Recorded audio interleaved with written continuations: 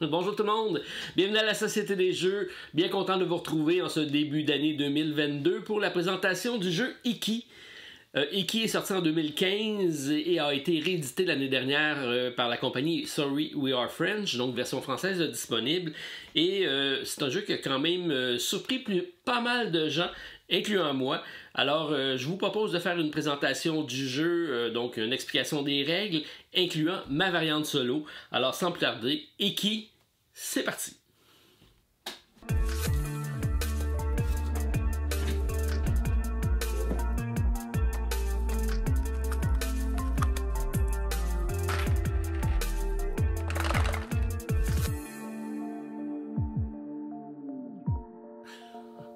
Bonjour tout le monde, bien content de vous retrouver pour ma présentation du jeu Iki. Donc, comme j'ai dit en introduction, c'est un jeu, donc, A Game of Edo Artisan. Donc, on se retrouve dans l'époque féodale du Japon, à Edo, qui est anciennement Tokyo.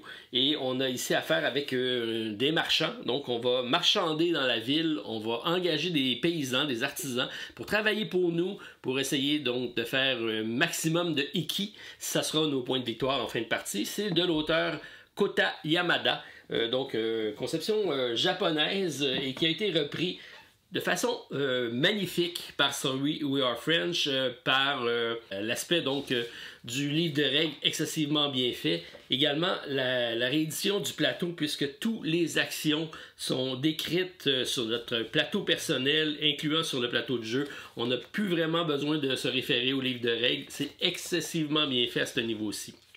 Alors, qu'est-ce que le jeu des artisans de Edo? Alors, on va représenter un clan de marchands.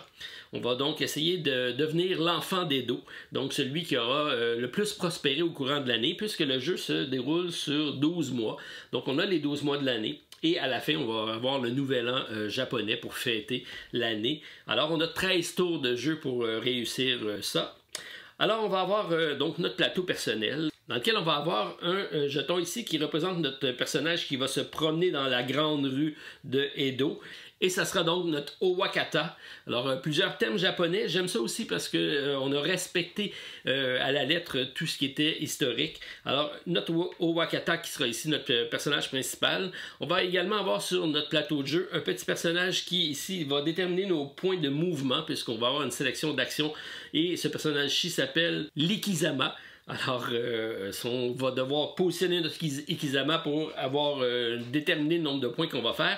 Et éventuellement, on va utiliser nos Kobon pour mettre sur nos marchands et prendre des points d'expérience. Et c'est probablement l'aspect le plus intéressant que je trouve du jeu, puisqu'on engage un différent nombre de paysans qui vont arriver dans les salles arrière des boutiques. Donc, on a 4 boutiques ici de présent. Et on a dans l'arrière-boutique la possibilité de mettre des artisans qui vont apparaître à chaque tour de jeu. Donc, selon la saison, on va avoir un marché de paysans qu'on pourra comme ça engager et faire travailler pour nous. Et également, ils vont être utilisés par nos adversaires, ce qui leur permettra de faire des points d'expérience et éventuellement de nous faire des revenus annuels. Donc, cet aspect-là est assez intéressant. On va avoir également des jetons de bonus qui vont apparaître à la fin de chacune des saisons. Donc, on a le printemps, l'été, l'automne et l'hiver. Donc, entre chaque saison, on va faire un remplacement ici du marché de poissons. Donc, on a des jetons de poissons qui vont apparaître. C'est la façon de faire ici avec un set collection. Donc, plus j'en ai, plus je vais pouvoir faire de points jusqu'à 15 points de victoire, de 15 points de Iki. Ici, on a le marché du tabac. Donc, on a la possibilité d'avoir des pipes et des blagues à tabac. Donc, c'est deux façons ici de marquer des points. Ça nous coûte toujours de l'argent, bien sûr. Dans un cas ici, ça va nous donner directement des Iki. Donc, à chaque fois qu'on a une fleur comme ça avec des points, c'est le nombre de Iki, des points de victoire qu'on va accumuler ici sur une piste du plateau. Et on a ici la possibilité d'avoir des bonus immédiats si on achète ici des pipes. Dans le cas présent, c'est des jetons de lutte contre l'incendie. Puisque j'ai ici une piste de 1 à 10 qui va nous permettre de lutter contre l'incendie parce que au cours de partie, donc entre la ronde 5 et 6, entre la ronde 8 et 9 et entre la ronde 11 et 12, il y aura des incendies on va essayer de les maîtriser parce que si on ne réussit pas à les maîtriser, on risque de perdre des paysans ou même des bâtiments qu'on aura construits. Alors, on va devoir donc progresser sur cette piste-là pour essayer de combattre la fameuse incendie, les 3 incendies qui vont apparaître en cours de jeu. J'avais parlé de bâtiments également, donc on va avoir une série ici de 6 bâtiments qui vont être choisis en début de partie. C'est aléatoire parce que j'en ai une série d'autres qui sont présentes, donc ça ne sera jamais les mêmes à chaque partie, mais possibilité d'aller faire beaucoup de points, comme ici le théâtre, 26 points si je réussi à le construire.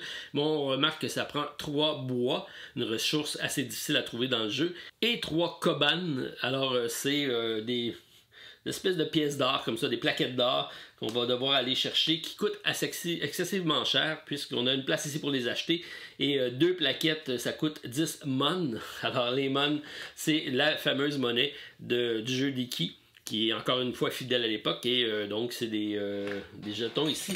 Et ça marche par base de 4 et non pas 5. Alors ça ici c'est 4. Alors toujours intéressant donc de découvrir comme ça l'histoire à travers des jeux. Je trouve ça assez bien. Alors on a donc nos 6 bâtiments qui vont être là eux, tout le long de la partie. Donc c'est un objectif qu'on aura tout le monde à faire. Donc si je les regarde rapidement, le théâtre 26 points. Le restaurant va me permettre de faire autant de points que de poissons. Donc on a vu ici qu'en allant chercher des poissons, je vais pouvoir ici les collectionner pour aller faire jusqu'à un 15 points. Mais certains des poissons vont avoir directement des points indiqués sur les poissons. Donc, c'est de 1 à 7 points. Donc, plus on va aller dans la saison, plus les poissons vont devenir gros, ils vont grossir. On commence avec des petites sardines puisqu'on est à l'hiver.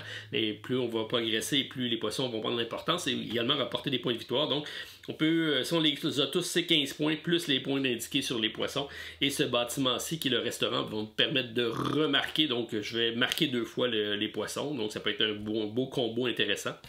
Ici, j'ai le puits pour combattre les incendies. Donc, je vais progresser comme on a dit ici. Si je réussis à me rendre jusqu'à 10, ben lui, il va me donner 2 points de victoire par progression. Donc, je peux faire un maximum de 20 points avec celui-ci. J'ai le storehouse qui me permet d'engranger de la nourriture. On va avoir des sacs de riz qu'on va avoir qui vont nous être utiles pour faire des actions. Également pour nourrir nos paysans, puisque nos paysans, à chaque fois qu'on va arriver à une autre saison, on va devoir les nourrir et si on ne réussit pas à les nourrir, ben on va les perdre. Alors ça nous prend autant de nourriture qu'on va avoir de personnages. On peut en avoir jusqu'à un maximum de 4. Donc ici, si je réussis à mettre de côté des sacs de riz, ben, je peux aller marquer 4 points pour chaque, jusqu'à un maximum de 32. Donc ça peut être payant. Ici, j'ai la Fire Watcher, donc à chaque fois que je vais recruter un personnage qui va me permettre de progresser sur les tracks d'incendie comme ça ici, donc on voit ici que lui me coûte 6 mon pour pouvoir l'acheter, et j'ai un bonus immédiat de progression sur la piste d'incendie, de lutte contre l'incendie, et si j'ai construit avant la Watchtower du feu, ça va me faire des 3 points de victoire, donc pour chacun des personnages que je vais recruter, je vais avoir 3 points de victoire, plus les 3 points en fin de partie. Et finalement, ici, j'ai le Farm Horse qui, lui, va, à chaque fois que je vais réussir à nourrir des personnages, va me faire des points de victoire en cours de partie et 2 points à la fin de la partie. Bref, il y a toutes sortes de façons de marquer des points, soit avec les bâtiments, soit avec nos personnages, puisque nos personnages vont également pouvoir nous en donner. Comme ici, on voit ici que si je vais chercher ici celle qui va tisser, va me permettre éventuellement, quand je vais progresser, d'aller faire 2 points de Iki et même 3 points de Iki. On a une petite icône ici avec la flèche, ça dit que le personnage tombe à la retraite. Et ça, moi, ça me parle beaucoup, tomber à la retraite. Alors, j'aime beaucoup cet aspect-là du jeu. Bref, lorsqu'on commence, on va avoir des personnages neutres, donc on en a 4. On va les choisir aléatoirement, donc sens inverse de l'ordre du tour de jeu. On va les positionner dans les coins extérieurs qui seront les points de départ de nos personnages. Donc chacun des personnages va partir avec un. Il va mettre un de ses marqueurs sur le dernier emplacement de la piste d'expérience du jeu. Donc, si on a 4, on va avoir 4 emplacements. Si on joue à 2 joueurs, ben, les 2 autres vont tout simplement être défaussés. Et ça, on pourra comme ça commencer la partie. Donc, en commençant, on va avoir 8 mon de disponibles, un sac de riz. On va pouvoir comme ça débuter la partie tout simplement avec notre plateau personnel. Ce qui est très intéressant, c'est que toutes les actions sont vraiment tous décrites dans ce petit plateau personnel qui est ici. Donc, c'est super bien à ce niveau-là. On ne se pose pas de questions, on suit les étapes et ça va super bien. Donc, quand la mise en place est faite, on peut commencer On va donc utiliser notre Owakata pour se promener dans la grande rue et interagir avec l'emplacement, donc la boutique et l'arrière-boutique de l'emplacement qu'on aura déterminé. Mais avant ça, comment on fait? Donc dans l'ordre du tour, ici c'est le rouge qui est premier joueur, il va prendre son Ikizama qui va décider donc à l'emplacement qui va le positionner, ça va être son nombre de points de déplacement. Donc si je le mets pour 1, il va se déplacer seulement de 1. Je le mets pour 2, il va se déplacer de 2. Donc je pourrais dire celui-ci, je veux qu'il se déplace de 2. Donc je décide de prendre la place 2. Mon personnage qui va compétitionner contre moi ne pourra pas donc utiliser cet emplacement-là. Donc j'ai seulement une place par progression de 1 à 4. Mais j'ai également une place ici de 1 à 4. Donc je pourrais, si je veux absolument faire un 2 points de déplacement, je pourrais me mettre ici parce qu'on peut être les deux sur la même case. Mais à ce moment-là, je vais devoir donc avoir une pénalité puisque je n'aurai pas de possibilité d'engager. Parce qu'au début de chaque tour, on va pouvoir engager des personnages. Et je ne pourrai pas recruter de revenus. Je vais seulement avoir un mon au lieu de 4. Donc, j'ai des pénalités lorsque j'utilise cette action-ci. Par contre, j'ai la possibilité de me déplacer de 1 à 4. Donc, j'ai plus de versatilité. Donc, je pourrais décider de m'en aller en 3 comme ça. Alors, ensuite, on va déterminer le tour de jeu selon l'ordre qui est présent ici. Donc, c'est lui qui va jouer en premier. Alors, ici, c'est l'action qu'on a fait, donc de positionner notre personnage. Ensuite, on passe au côté B. Alors, on a ici en 1, soit prendre 4 mon, ou soit recruter un personnage. Donc, à chaque tour, je vais avoir 4 personnages de disponibles, éventuellement plus, parce qu'il peut y avoir des personnages qui vont rester des tours précédents. Mais là, je peux décider d'engager un personnage. Donc, on voit ici, je suis le rouge, j'ai avancé de 2, je m'en vais ici. Alors, je peux décider de m'en aller ici au centre. En positionnant un personnage. Et là, je regarde, ça coûte 3, 3, 1 et 6. Donc, on part avec 8. Mais comme ici, on voit que ça va me rapporter de l'argent, ça me coûte de l'argent. Je peux peut-être essayer de faire le grand coup. Donc, je m'en vais ici. Je vais acheter en 6 ici. Mais comme je le mets dans le centre, ça me coûte plus 1, c'est marqué ici. Et tout ça parce que cet emplacement-ci peut être utilisé par les deux boutiques qui sont ici. Donc, il y a plus de possibilités de l'utiliser. Donc, comme c'est lui qui a décidé d'engager, il met son personnage ici. Il va prendre de sa réserve 8. Donc, 4, 5, 6, 7. C'est plutôt 6 et 1, 7. Donc, c'est ce que je paye ici dans la réserve. Ça me fait donc 7 pour engager le personnage et je mets immédiatement un personnage dessus qui va être mon Kobon qui va lui permettre de prendre des points d'expérience. À chaque fois que mon adversaire va interagir avec une de mes boutiques, on va progresser comme ça et les bonus que j'aurai lorsque ce sera le temps de faire des revenus, ça va être plus payant. Si, à force de progresser, il s'en va vers la retraite, je vais récupérer la carte que je vais mettre dans mon plateau ici et on voit que j'ai des artisans de factions différentes. Donc, j'ai ici de la nourriture, j'ai un constructeur, j'ai des spécialistes, je pense, des artisans. Et donc, différents types de personnages qui vont me donner différents types de revenus. Et encore là, ici, j'ai un set collection. Donc, si j'ai réussi à avoir tous des personnages différents, je les ai tous, je peux faire jusqu'à 25 points supplémentaires. Alors ça, c'est intéressant. Donc, j'ai engagé mon deuxième personnage. J'ai comme ça, donc je vais comme ça progresser. Donc, je vais avancer de 1, de 2. Ensuite, je vais interagir avec une des deux boutiques. Donc, je peux essayer d'aller ici pour me prendre 2 pièces d'argent, donc les mons, que je mets ici. Comme c'est mon personnage à moi, mon personnage ne va pas progresser. Par contre, on voit ici que j'ai réussi à faire 3 pièces et ma boutique, je peux interagir avec la boutique qui me coûte 3 pièces pour prendre 2 riz. Donc, je me prends 2 riz supplémentaires que j'ajoute ici à ma réserve.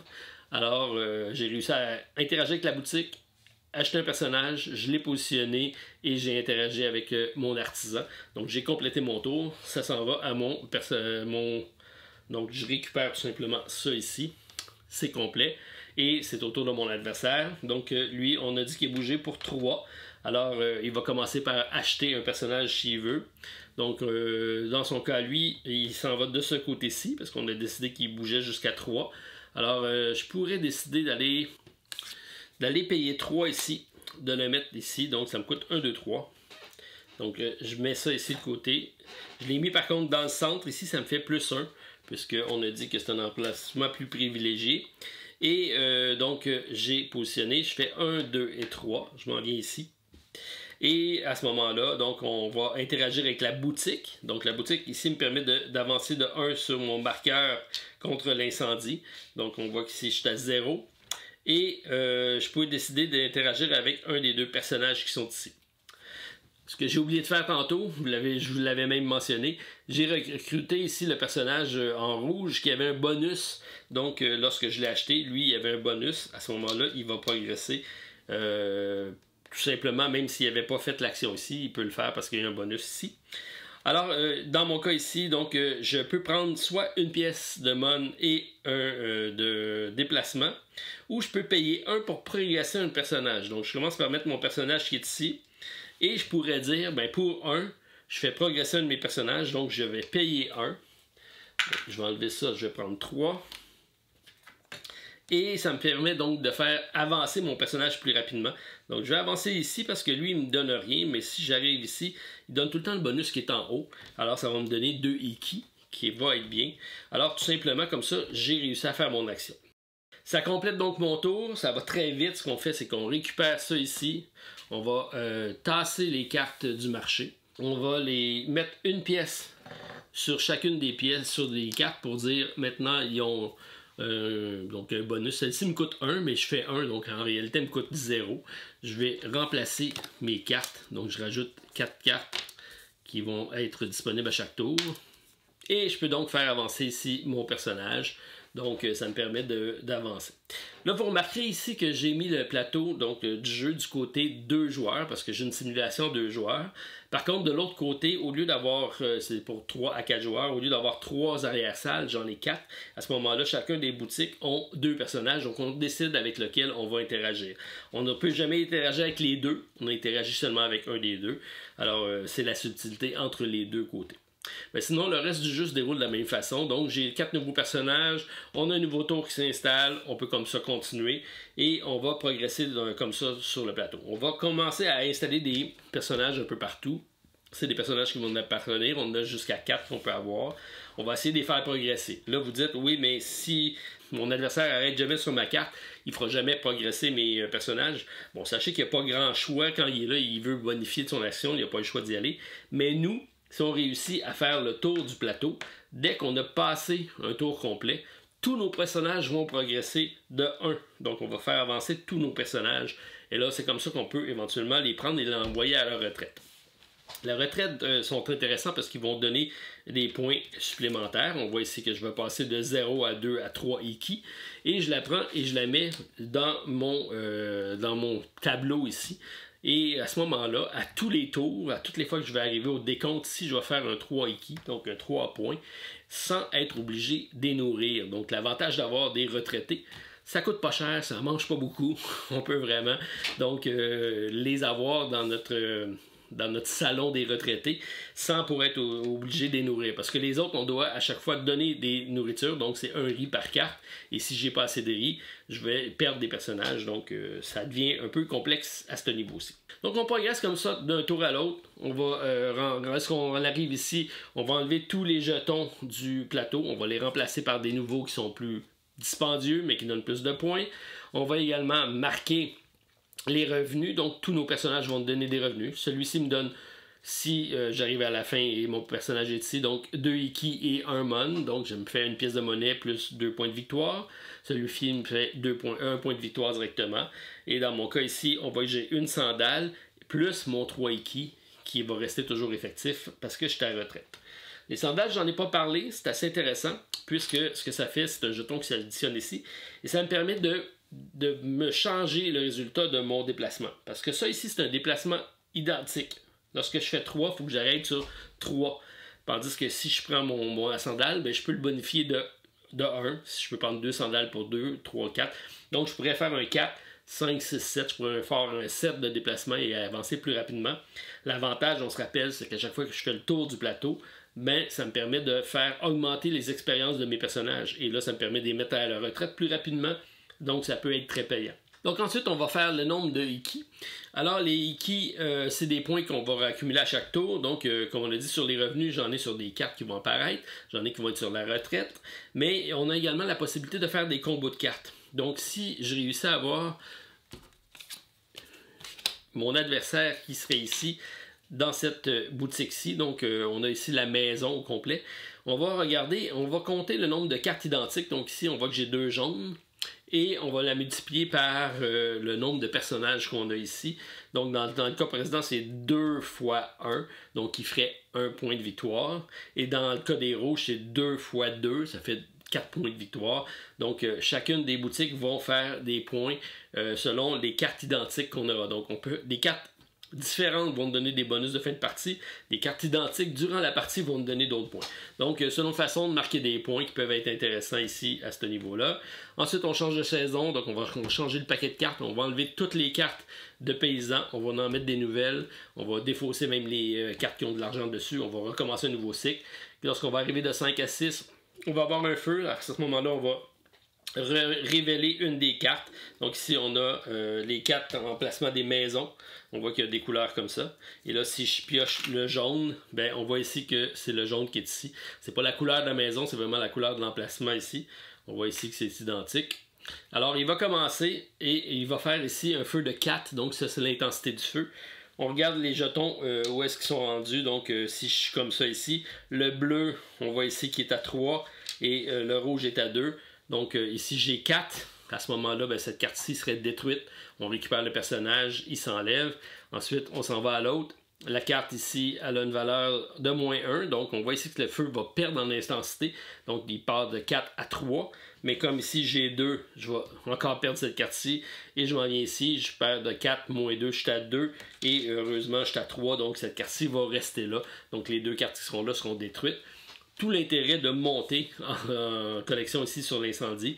Il y a également d'autres personnages qui vont nous permettre, comme celui-ci, d'aller récupérer des jetons. Et ça, c'est des jetons qui vont nous permettre d'éteindre un incendie, donc d'éviter d'être blessé une fois dans la partie. Donc, c'est des bonus instantanés qui peuvent être intéressants. Donc, il y a plusieurs façons de se sauver de cette problématique-là. Mais sachez qu'en s'installant au bout de l'allée, on a moins de chances de se faire prendre par l'incendie puisque ça commence tout le temps à l'extrémité et ça va vers l'intérieur. Donc, c'est une autre stratégie aussi qui est possible. S'installer aux bons endroits pour pouvoir éviter les problématiques. Dans une partie à 2 joueurs, donc on a des symboles ici avec la lune et le soleil. On voit ici que ça change sur le plateau.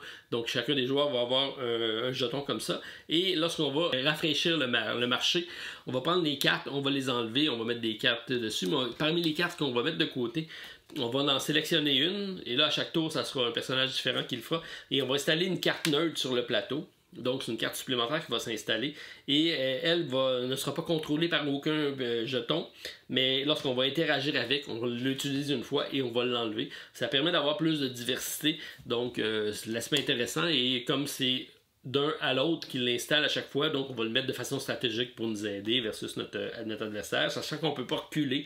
On peut toujours le mettre dans une place qui on risque plus de tomber, nous, dessus que notre adversaire. Donc, c'est une des subtilités de la partie à 2 joueurs qui se joue très bien. Pour un placement d'ouvrier 2 joueurs, je pense que c'est une belle réalisation. Parce qu'en plus de ça, on va avoir ici des fameux jetons de blocage. Donc à chaque tour, on va tourner un jeton et on va bloquer un emplacement avant de débuter. Donc à 2 joueurs, on va avoir un emplacement de moins. Donc en plus d'avoir des cartes neutres, mais on va avoir un emplacement qui va se bloquer à chaque tour et on va comme ça progresser. Donc c'est des jetons de 1 à 4 qui vont bloquer des emplacements. Mais on a toujours la possibilité de prendre l'action moins payante ici au bout, mais qui nous permet d'avoir plus de versatilité. Et à la fin des 12 mois de l'année, on a la fête du Nouvel An. Donc, on a un tour supplémentaire, le 13e, gratuit. Et là, on va prendre directement notre Owakata et on va le positionner sur un emplacement direct du plateau. Donc, plus de chemin qui tourne, qui sert. On prend directement notre personnage et on le met à un endroit qu'on souhaite effectuer. Ça va être souvent à un emplacement de construction parce qu'à la fin, c'est là qu'on va avoir suffisamment de ressources. Et sachez que également, lorsqu'on construit, bon, comme ça coûte cher, on a besoin de 3 bois ici et 3 plaquettes d'or comme ça pour pouvoir le réaliser, mais c'est 26 points. Mais également, je dois mettre la carte sur le plateau et je dois mettre un des personnages qui sont à moi, donc un Kobun, et le mettre dessus. Donc à ce moment-là, je perds un personnage pour mes tours. Donc souvent, ils sont construits vers la fin de la partie. C'est pour ça que ça prend beaucoup de ressources. Et par contre, ça fait beaucoup de points. Alors, c'est ce qu'on peut réaliser dans la dernière action ou n'importe quelle action qui va être la plus payante pour nous. Alors, très beau jeu avec plusieurs façons de marquer des points. En cours de partie avec les collections des poissons, les pipes à tabac. Ça ici c'est intéressant parce que lorsqu'on les met, ils vont faire des points, donc 2 points, 3 points, éventuellement plus. Et les pipes, eux, nous donnent des bonus directs, mais si je réussis à avoir une de chaque, au moins, donc au moins une pipe, je vais multiplier mes points par 2, donc ça peut être intéressant là aussi. La construction de nos bâtiments qui nous donne des points. Les fameuses plaquettes ici vont nous donner 3 points chaque en fin de partie. Le bois qui est difficile à trouver, lui, vaut 1 point également en fin de partie, une ressource rare.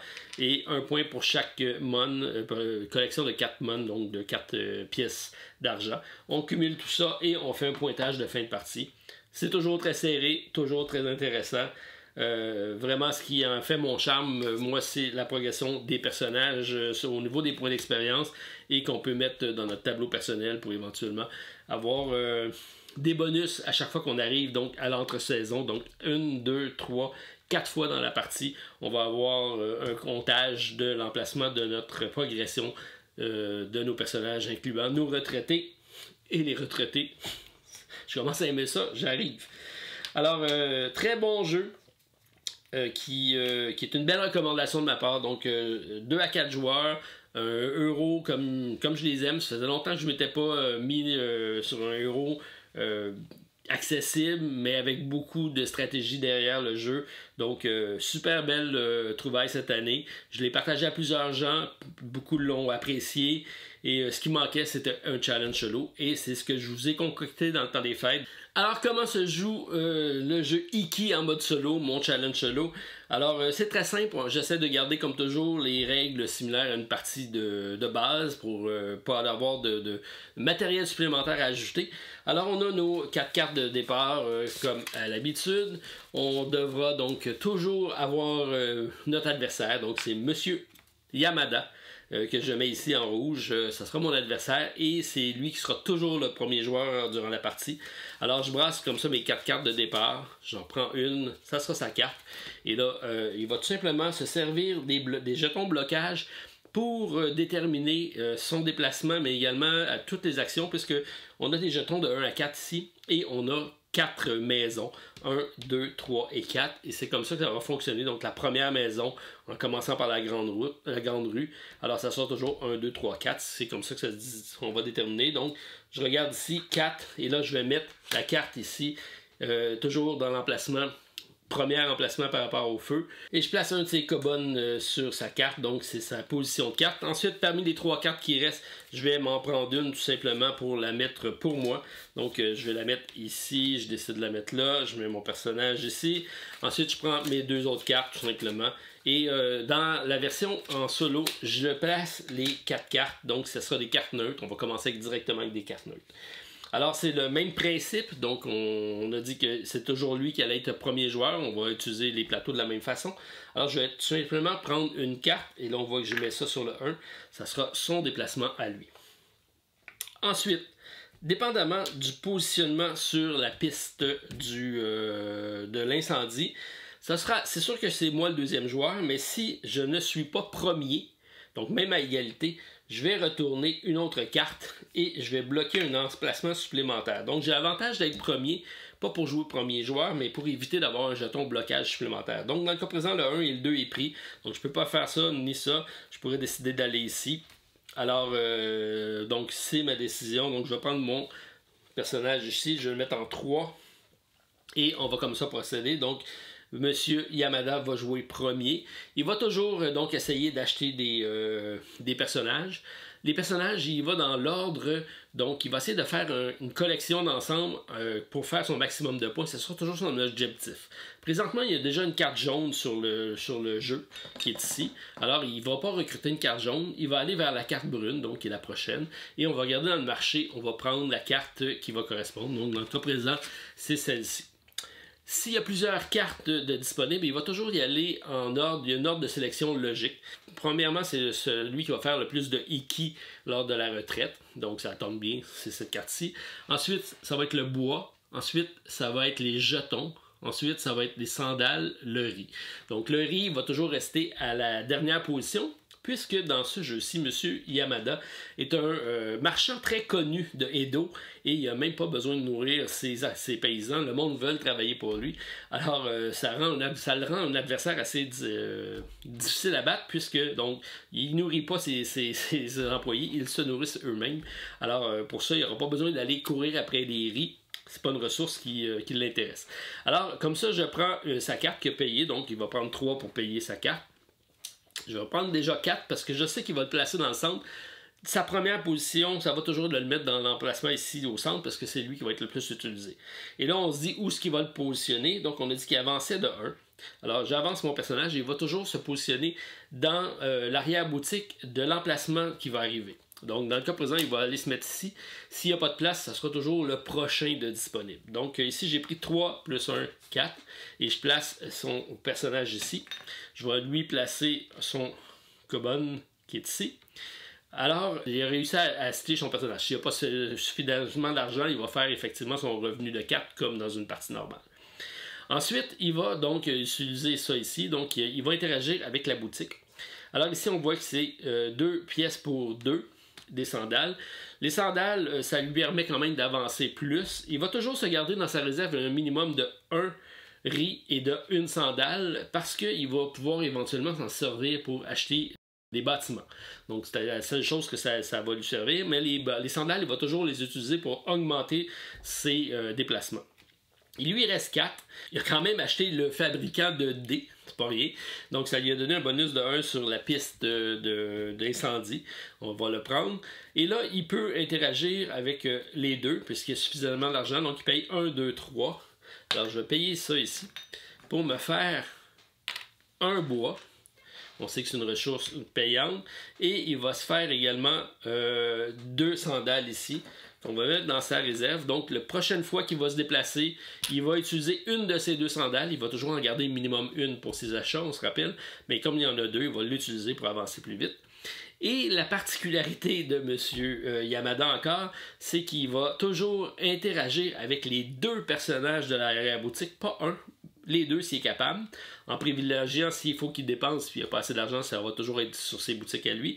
Mais les 2 vont également prendre de l'expérience. Autant nous que lui. Donc, il va faire avancer si l'expérience de son personnage. Ça le rend très difficile puisque il va. Donc, non seulement il n'a pas besoin de les nourrir, mais en plus, ils prennent de l'expérience à tous les coups, puis il interagit avec les 2. Donc, M. Yamada sera un adversaire redoutable. Alors, c'est à mon tour. Donc, en 3, je vais regarder, m'acheter un personnage éventuellement. Donc, je peux m'acheter un personnage.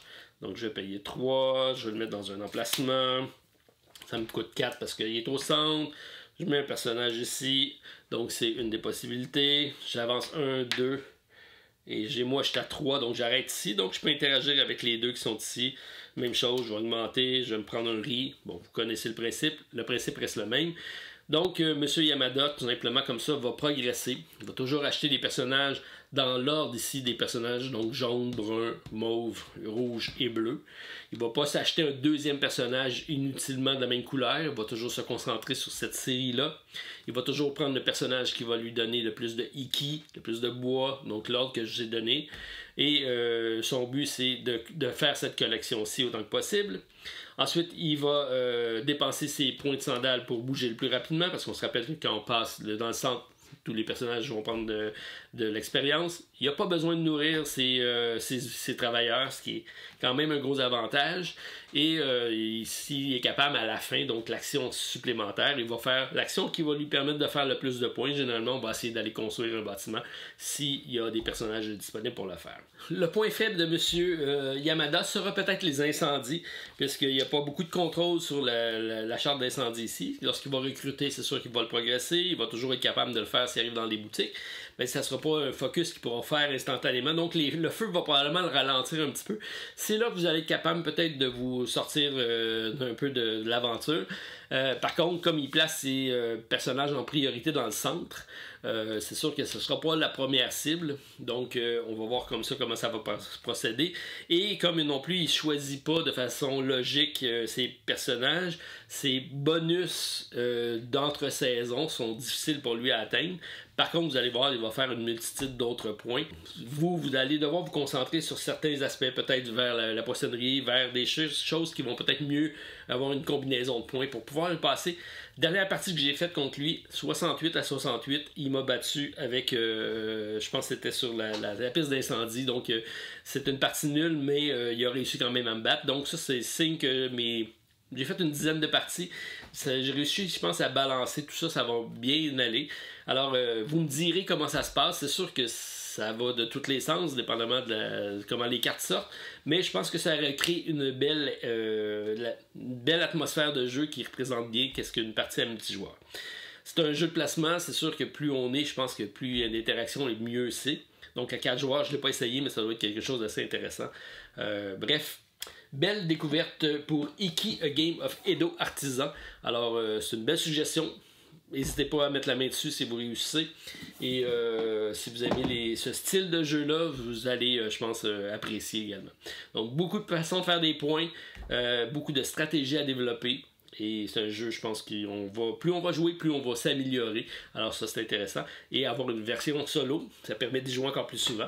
Alors, c'était ma proposition pour Iki, A Game of Edo Artisan. Alors, vous appréciez, pouce en l'air, commentaire la vidéo. Puis on se revoit très prochainement pour une autre vidéo. Bye tout le monde, à la prochaine.